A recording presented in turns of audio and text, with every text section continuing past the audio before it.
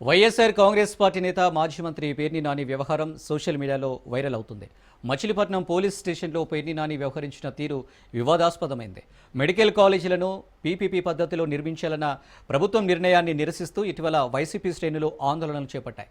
మచిలీపట్నంలో పేర్ని నాని నేతృత్వంలో medical college వద్ద నిరసనలు చేశాయి. అయితే అనుమతి లేకుండా నిరసన చేపట్టారంటూ మాజీ మంత్రి పేర్ని నానితో పాటు 400 మందికి పోలీసులు నోటీసులు ఇచ్చారు. 41A కింద వీరందరికీ నోటీసులు జారీ చేశారు. అయితే పోలీసుల నోటీసులకు జవాబు ఇవ్వొద్దని వైసీపీ మజిలీపట్నం అధ్యక్షుడు మేకల సుబ్బన్న వైసీపీ వాట్సాప్ గ్రూప్లో పోస్టు చేయడం వివాదాస్పదమైంది. ఈ నేపథ్యంలోనే మేకల సుబ్బన్నను పోలీసులు పోలీస్ స్టేషన్కు తరలించారు.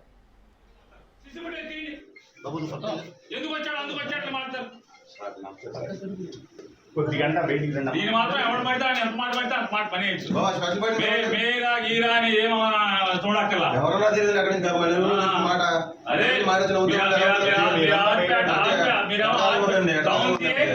ఎవరికి మీకు అటకారంగా ఉంది, అసలు వ్యవస్థ అంటే మీకు అటకారంగా ఉంది, పోలీస్ వ్యవస్థ అంటే అటకారంగా ఉంది. సోనా హైకోర్టు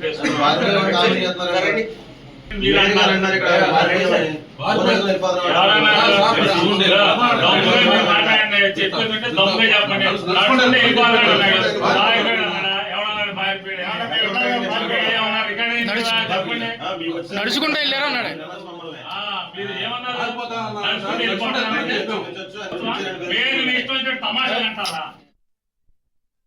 అయితే మేకల సుబ్బన్నను పోలీస్ స్టేషన్కు పిలిపించిన విషయం తెలుసుకున్న మాజీ మంత్రి పేర్ని నాని కార్యకర్తలతో కలిసి స్టేషన్ వద్దకు చేరుకున్నారు. ఈ క్రమంలోనే ఆర్పేట సీఐతో పేర్ని నాని వాగ్వాదానికి దిగారు. వైసీపీ కార్యకర్తలను పోలీస్ స్టేషన్కి ఎందుకు పిలుస్తున్నారని మండిపడ్డారు. ఈ క్రమంలోనే పేర్ని నాని పోలీసులతో దురుసుగా ప్రవర్తించడం వివాదాస్పదమైంది.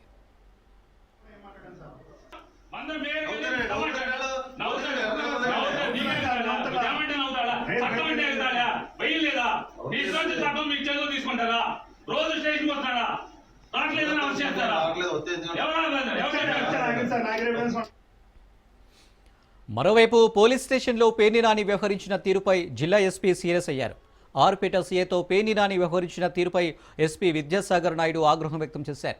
సీఐ విధులకు ఆటంకం కలిగించేలా పేర్ని నాని వ్యవహరించారన్న ఎస్పీ ఆయన మీద చట్టపరమైన చర్యలు తీసుకుంటామని స్పష్టం చేశారు. మెడికల్ కాలేజ్ వద్ద అనుమతి లేకుండా చేపట్టిన నిరసన కేసులో కొంతమందికి నోటీసులు ఇచ్చామన్న ఎస్పీ ఈ కేసు విచారణలో భాగంగానే ఏఐటీగా ఉన్న మేకల సుబ్బన్నను స్టేషన్కు పిలిపించినట్లు వివరించారు.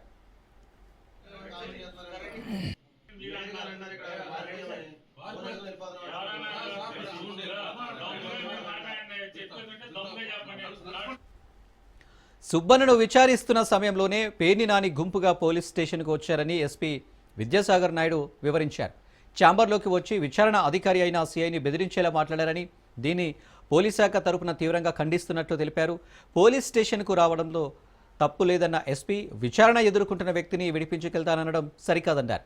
పోలీసులతో గౌరవంగా మాట్లాడాలని, గుంపులుగా వచ్చి గలాటా సృష్టించడం సరైనది కాదన్నారు.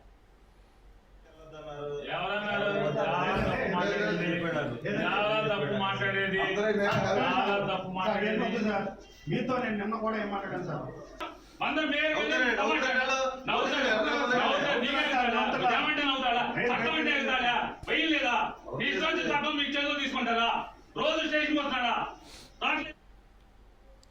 మరోవైపు పోలీసులు అక్రమ కేసులు పెట్టారని పేర్ని నాని ఆరోపిస్తున్నారు. సెక్షన్ 30 అమల్లో ఉండడంతో కేసులు పెట్టామని చెప్తున్నారన్నారు. 365 రోజులు సెక్షన్ 30 పెడుతూ ఉంటే ప్రజలు గొంతు వినిపించకుండా అని పేర్ని నాని ప్రశ్నించారు. ఏపీలో టీడీపీ అధికారంలోకి వచ్చిన తర్వాత నుంచి రాష్ట్రమంతా సెక్షన్ 30 అమలు చేయడం వింతలా ఉందన్నారు. నోటీసులు అందుకున్న వారంతా పోలీస్ స్టేషన్కు వెళ్లి వివరాలు ఇచ్చామని, అయినా కూడా మేకల సుబ్బన్నను మాట్లాడాలని పిలిపించి అరెస్టు చేశారన్నారు. ఇంట్లో పెళ్లి ఉందన్నా వినిపించుకోవడం లేదని పేర్ని నాని ఆరోపించారు. తమ పార్టీ పట్టణ అధ్యక్షుడిని అరెస్టు చేస్తే ప్రశ్నించకూడదా అని మండిపడ్డారు. అలాగే వైసీపీ వాట్సాప్ గ్రూపులను హ్యాక్ చేశారని పేర్ని నాని ఆరోపించారు.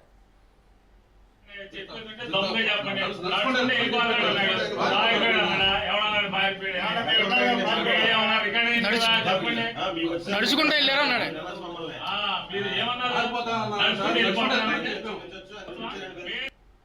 సంబరాల రాంబాబు లాడ్జ్లో దొరికాడని ఒక పోస్ట్ పెడితే 3 ఏళ్ల క్రితం తీసుకొచ్చి పెట్టాము. పెడితే 10 రోజులు రిమాండ్లో ఉన్నాడు. తెలీదా పోలీస్ అంటే ఎట్టా ఉండతో? ఒక సోషల్ మీడియాలో 3 సంవత్సరాల క్రితం సంబరాల రాంబాబు లాడ్జిలో దొరికాడు పోలీసులకి అని చెప్పని 3 ఏళ్ల క్రితం ఒక పోస్ట్ పెడితే ఆ పోస్ట్ని ఆధారం చేసుకుని కేసు పెట్టి 10 రోజులు రిమాండ్లో పెట్టాం. పోలీసు ఎట్లా ఉంటుందో తెలియదా మీకు? అదొకటే కాదు, సిబిఐ ఎంక్వైరీ చేయమని చెప్పింది కోర్టులు, అది కూడా తెలుసుకోమని చెప్పాం. సిబిఐ ఎంక్వైరీ చేయమంది సిబిఐ పోలీసుల మీద, అది కూడా తెలుసుకోండి. ఎంతోమందిని వదిలేయమని చెప్పింది, అది కూడా తెలుసుకోండి. మీకు అంత ధైర్యం ఉన్న జడ్జి ఉంటే వదిలించుకోండి, తెచ్చుకోండి, బెయిల్ తెచ్చుకోండి. తెచ్చుకుంటాం ఖచ్చితంగా. అంత ధైర్యం ఉన్న జడ్జిలే ఉంటారని మేము కూడా అనుకుంటాం.